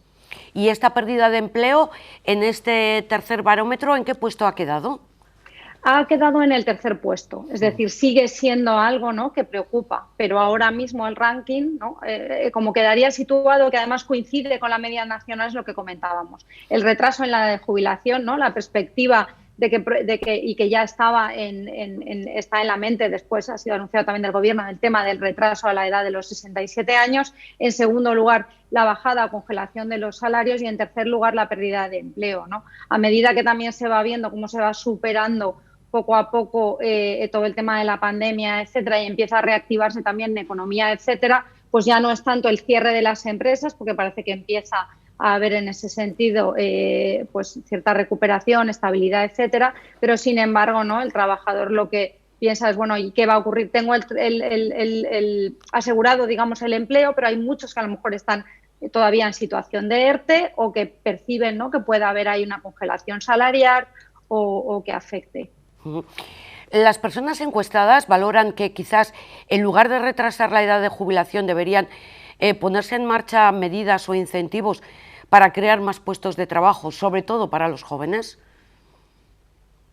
Lo cierto es que preguntamos también por el tema, ¿no?, de la preocupación de la población en general sobre lo que es el paro juvenil, y también aparece en el grueso, es cierto que se sitúa, ¿no?, más a la cola. En ese sentido, de hecho, preocupa más el paro entre mayores de 45 años, pero hemos de ver cuál es el peso también de estos mayores o generacionalmente en relación al tema, ¿no?, de las respuestas y todo esto. Pero desde luego el problema del desempleo juvenil es uno de los grandes problemas, ¿no?, que tenemos también que acometer a nivel como país, ¿no? Se sitúa, ahora acaba de dejar el umbral, ¿no?, del 40%, pero es algo con lo que tenemos que trabajar. Y aquí también ese trabajo intergeneracional, es decir, la salida, ¿no?, de lo que es los mayores o cuando ya los profesionales con mayor experiencia afrontan la recta final y tienen que llegar a la jubilación,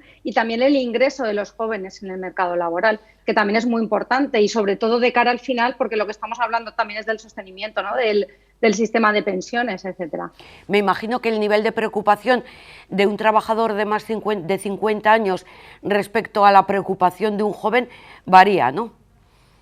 Claro, los jóvenes sobre todo estaban más preocupados por el tema de tener un empleo, ingresar en el mercado laboral, y lógicamente ahí pues generacionalmente aquellos que ya están afrontando, que tienen un empleo o lo que están afrontando es la siguiente etapa, ¿no?, de jubilación, etcétera. Por eso también es el peso demográfico, ¿no?, en la encuesta lo que preocupa a unos y otros, pero también hay diferencias. Incluso también hay diferencias por género, ¿no? Las preocupaciones en ese sentido, por ejemplo, si me permites, ¿no?, comentarlo, de los hombres están más relacionadas, vemos, con temas más vinculados a beneficios y gestión laboral.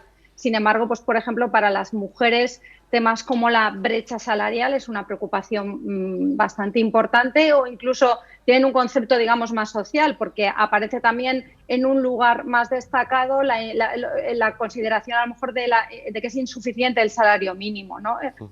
O sea, entiendo que las preocupaciones de las mujeres va más por la brecha salarial, salario mínimo, y eso no es algo que preocupe tanto a los hombres. Pues así es. Lo cierto es que, vamos, te puedo además comentar el porcentaje porque lo tengo, digamos, en la cabeza. Y hemos de decir que el 35% de las mujeres sí que manifiestan una preocupación importante cuando hablamos, ¿no?, por la brecha salarial, por discriminación de género. Y, sin embargo, esto en el caso de los hombres pues se lleva el 19%, ¿no?, de las menciones. Con lo cual tenemos recorrido, porque esto es un tema de todos. En el trabajo que habéis realizado, ¿se selecciona quizás por sectores, por estudios o es más aleatorio?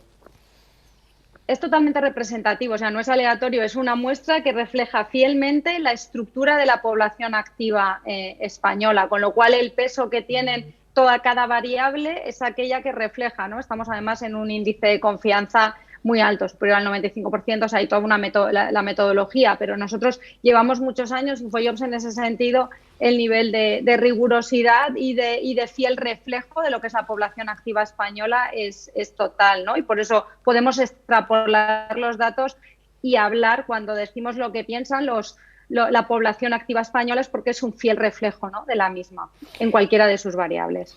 Por tanto, primera conclusión que podemos extraer del estudio, aparte de que sigue la actualidad y de esta mayor preocupación por el retraso en la edad de jubilación, es que se ve un cierto optimismo en la economía y en el mundo laboral, ¿verdad? Lo cierto es que sí, hagamos esa lectura un poco más positiva, ¿no? Porque lo que hemos visto es esa evolución y que la mayor preocupación ha pasado en el año 2020, en plena pandemia. Estamos hablando ahora de resultados de julio, justo ahora hace un año, ¿no? Nos podemos ubicar ahí. La principal preocupación era el cierre de las empresas, que está directamente relacionado con lo que es la posibilidad de pérdida de empleo, etcétera. En estos momentos esto ha pasado a ocupar el cuarto lugar. La gente, y tenemos en primer lugar, ¿no?, ya un horizonte que es como más lejano y está vinculado a, bueno, actualmente tengo trabajo, pero qué va a ocurrir también, digamos, a futuro, ¿no? Con lo cual sí, es totalmente, estaríamos en esa línea, ¿no?, en cuanto a conclusiones. Para nosotros los ciudadanos, o sea, y como medio de comunicación, es un estudio, unos resultados, o sea, que nos han llamado mucho la atención, que nos han parecido muy interesantes, pero además el tener estos datos ayuda o sirve a las administraciones públicas, a los responsables políticos del mundo laboral.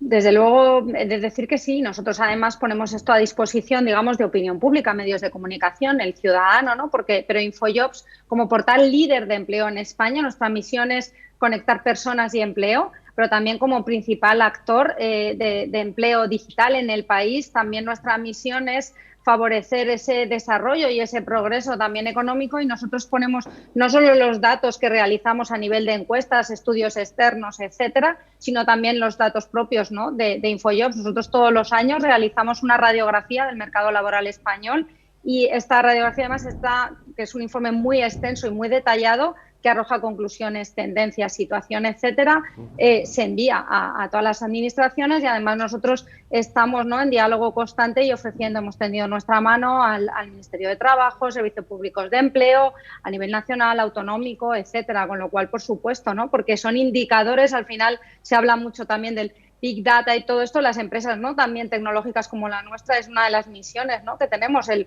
poner ese conocimiento a favor, ¿no?, del progreso y del empleo, ¿no?, para todos. Tenemos una crisis económica, o estamos superando una crisis económica debido a la pandemia. ¿Es comparable a la crisis que vivimos en el 2007, 2008?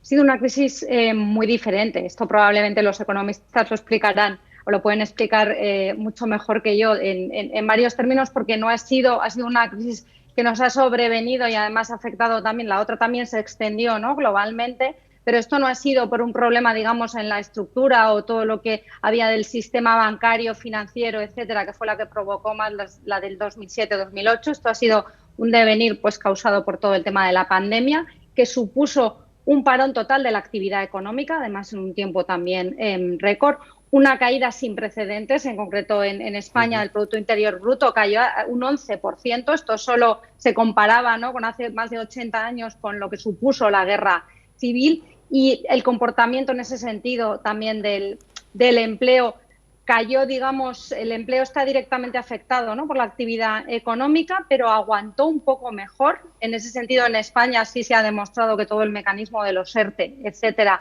ha servido para paliar y ha ido funcionando y se va reingresando, ¿no? Todavía quedan más de, creo que la cifra está en torno a las 400.000 personas, ¿no?, en ERTE, pero se ha ido poco a poco reduciendo y se ha conseguido aguantar. Y a nivel también de la recuperación y económica, desde luego ha sido un parón total, que no fue lo que ocurrió en ese momento, pero también se está viendo cómo se va reactivando para situarnos probablemente en los niveles, a lo mejor en determinadas cosas todavía necesitamos 1 o 2 años, depende de qué sectores estemos hablando, pero sí se ve cómo enseguida la economía, a medida que la pandemia, porque también continuamos, todavía tenemos que seguir luchando con esto, la vacunación avanza, y se va reactivando, pero tenemos que ver, ¿no?, cómo se compagina, pues sobre todo, pues eso, ¿no?, el salvaguardar todo el tema sanitario, de seguridad, salud, etcétera, con esa reactivación económica que también necesitamos y que directamente incide, ¿no?, por supuesto, en el empleo. Pero no es para nada, no son comparables. En este caso no estamos hablando de un problema de la estructura financiera, etcétera, ¿no?, que fue lo que un poco derivó, ¿no?, de la anterior, aunque también aquí el daño en muchas cosas ha sido muy grande y tenemos un camino, pero lo cierto es que sí se va viendo, ¿no?, como paulatinamente, a medida que se va superando la pandemia, que es el origen, la causa del problema, no es un problema, digamos, de estructura o financiero, pues se va avanzando. Precisamente acabas de citar lo de los ERTEs, ¿era una de las preguntas que aparecía incluida en este estudio? En concreto, el tema de los ERTEs no, porque sí se habla de lo de pérdida de empleo o, por ejemplo, podemos deducir que lo relacionado con congelación salarial o bajada de salarios y tal puede estar relacionado. ¿Qué ocurre? Como decía, nosotros llevamos realizando este estudio 3 años, con lo cual para mantener, o sea, las preguntas y la metodología deben ser las mismas si queremos tener conclusiones que nos permitan también el compararlas, ¿no?, y definir o identificar tendencias, etcétera. Con lo cual esta variable no estaba incluida, ¿no?, en estudios anteriores. Pero sí hay cosas, ¿no?, que podemos concluir o dilucidar viendo esto y analizando la situación o el contexto. Para InfoJobs, ¿de qué forma habéis podido trabajar durante la pandemia? Y de alguna manera, puesto que trabajáis mucho telemáticamente, utilizando Internet, igual hasta os ha servido para dar un salto adelante, os ha posicionado en este sentido mejor. A ver, lo cierto es que, bueno, InfoJobs pertenece a una compañía tecnológica, se llama Adevinta, Adevinta Spain, y lo cierto es que nuestra compañía estaba ya preparada y contaba con sistemas, digamos, para trabajar en remoto, para que toda la compañía operara cualquier departamento, etcétera, ¿no?, en remoto, y de hecho el trabajo en remoto era una fórmula de trabajo asociada también a temas de flexibilidad. Y se podía realizar, ¿no?, de forma también seleccionada, adaptativa por equipos de trabajo, más de hecho un día a la semana. Entonces, para nosotros este salto lo que sí supuso era probar el poner a toda la compañía a trabajar en remoto, ¿no?, digamos al mismo tiempo, y la verdad es que somos, ¿no?, afortunados porque efectivamente se ha podido funcionar, ¿no?, sin problemas en ese sentido.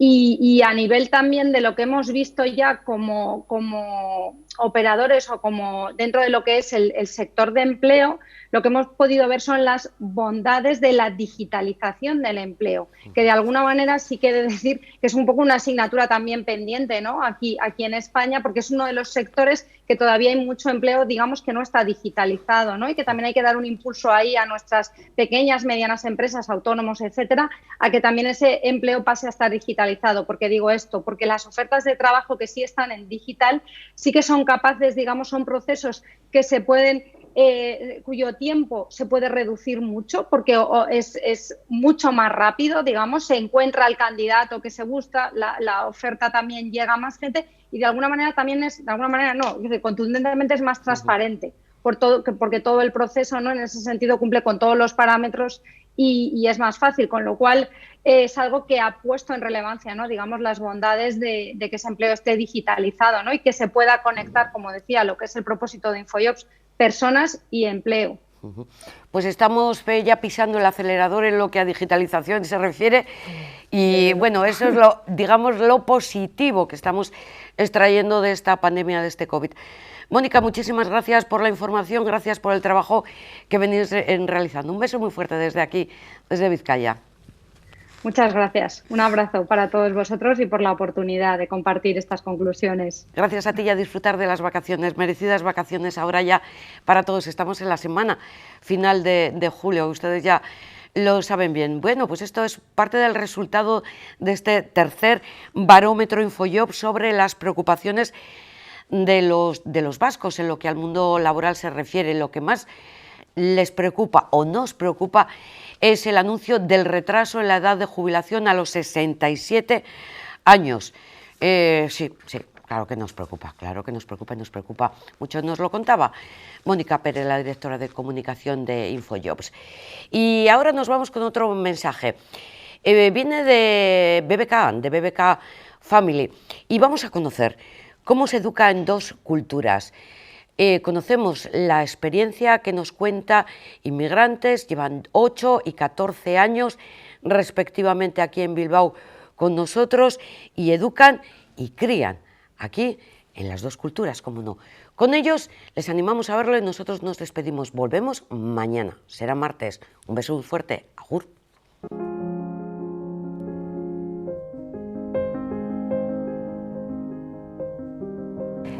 Soy Aziza, tengo 35 años, madre de 2 niñas y un niño de 5 y 7 años. Llevo aquí en Bilbao entre 8 o 9 años y estoy trabajando en una residencia y tengo muchas cosas aquí que hacer, que contar, que vivir y que compartir. Soy Salah El Yacobi, llevo 14 años, 4 años más que Aziza, y como comentó, soy padre de 2 chavales y una chavala de 5 7 años, y pues yo pasé los primeros 3 años como los procesos normales, no como Aziza, que vino legalmente a España. Yo vine al principio, estaba ilegal los 3 años hasta cumplir los requisitos de arraigo social, decir, los papeles, todo lo que lleva esos 3 años con sus movidas positivas y negativas, el dejar la familia atrás, tener que venir a otro mundo que no sabías nada, aprender el idioma y tener otras amistades, conocer otra gente, compartir tu cultura. ¿Qué encontraste en Bilbao, Salah, para quedarte? Pues la verdad, lo primero que encontré en Bilbao, que puertas abiertas de las que no se me abrieron en mi país, en mi propio país. Oportunidades, por ejemplo, que el tema que te valoran de lo que tú muestras, no lo que perciben, de lo que ven. Por ejemplo, y eso lo tenemos mucho en la cultura árabe, que por ejemplo la discapacidad afecta mucho. Y no puedes, por ejemplo, ejercer tal trabajo y no sé qué, la pena, dar pena, no sé qué, pero sin embargo aquí vine y mostré, claro, que con lo que estudié, con los logros, trabajo, que yo la mochila que traje aquí estaba llena no solo de ilusiones o el talento solo, sino yo lo estaba y corraba, estudiaba y tal. Y eso, me encontré puertas abiertas, me dieron la oportunidad, aproveché esa oportunidad y digo que el sitio donde tengo trabajo es mi país. Y la verdad que me considero así y estoy muy a gusto. Me considero uno de Bilbao, que nací donde me dio la gana, pero en Marruecos. Y ya me siento nomás aquí. Y para hacer tu vida, y para mí es muy difícil cambiar de nuevo y hacer de nuevo tu vida, amistades, conocer. Porque la verdad es que cuesta. Primero aprender el idioma, no es nada fácil. Segundo, adaptar con la ciudad, con la gente, con la cultura, con los vecinos. A mí los vecinos para que me aceptan y que me consideran uno más, que dejan las miradas de preguntas me ha costado, y para cambiar ahora de barrio a otro siempre digo, pues ya aquí me conocen, aquí al menos no me van a juzgar, no me van a mirar la mirada esta de es un migrante y con los prejuicios, los remores y todo, pero aún yo digo, estoy en el mundo para mejorarme la vida. Entonces, como ha dicho Salah, que no es nada fácil encontrar un hueco y integrar bien, pero también no es algo para que me borre la idea de mejorarme la vida. ¿Y vuestros hijos cómo se sienten aquí? ¿Se sienten integrados? Pues mis hijos entre ellos hablan en euskera. No creo que son tan emigrados, tan a gusto aquí, y la verdad yo mis hijos no quiero que en el futuro que les llamen inmigrantes. Alguno que ha nacido aquí, desde pequeño estudiando, hablando en euskera, ha tomado del agua de Bilbao, no es un inmigrante. Esta, la verdad, no me gusta, porque he visto mucha gente que tiene los hijos nacidos aquí, pero están sufriendo o están teniendo problemas, actos de... No voy a decir acto de racismo, pero una falta de comunicación, una falta de defender a ellos mismos, y me da mucha pena porque son vascos, no son solo, son vascos, y me da pena que se sienten inmigrantes. Pero la pelea esa de la identidad siempre la tenemos, porque en familia educamos. Nosotros no somos como cualquier familia, porque tú estás educando en casa y tienes doble trabajo, doble carga.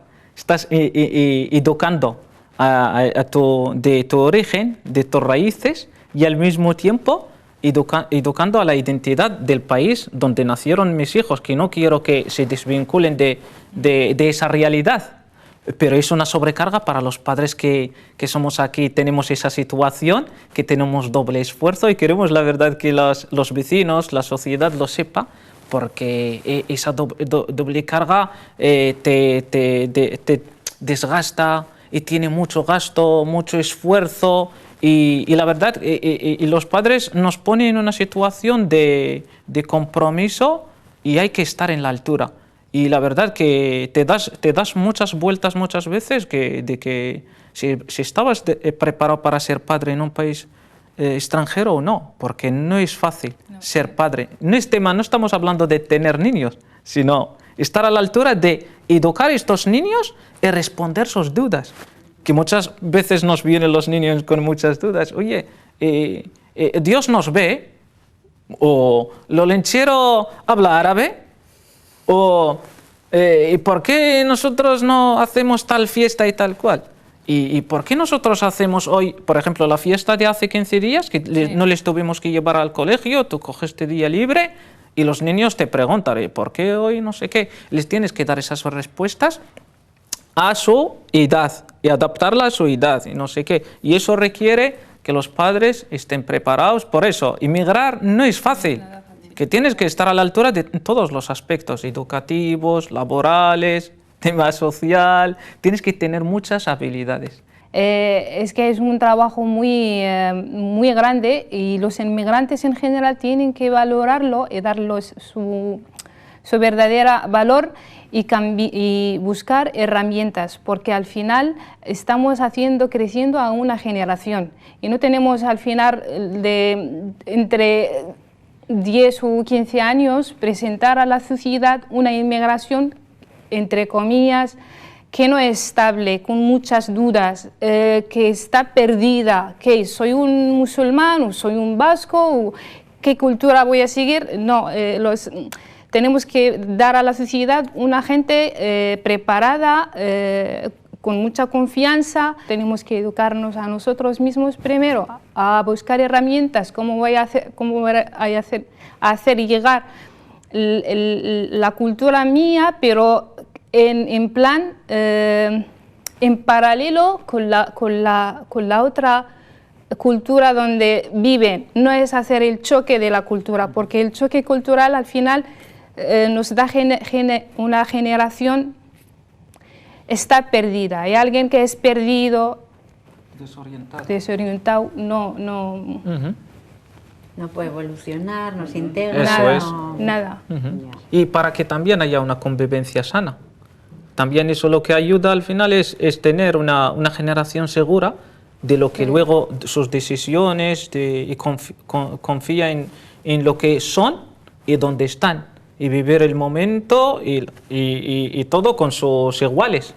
Vivir con sus iguales seguros de lo que son y lo que quieren hacer y tomar decisiones correctas. Y eso lo que va a generar es una convivencia súper sana.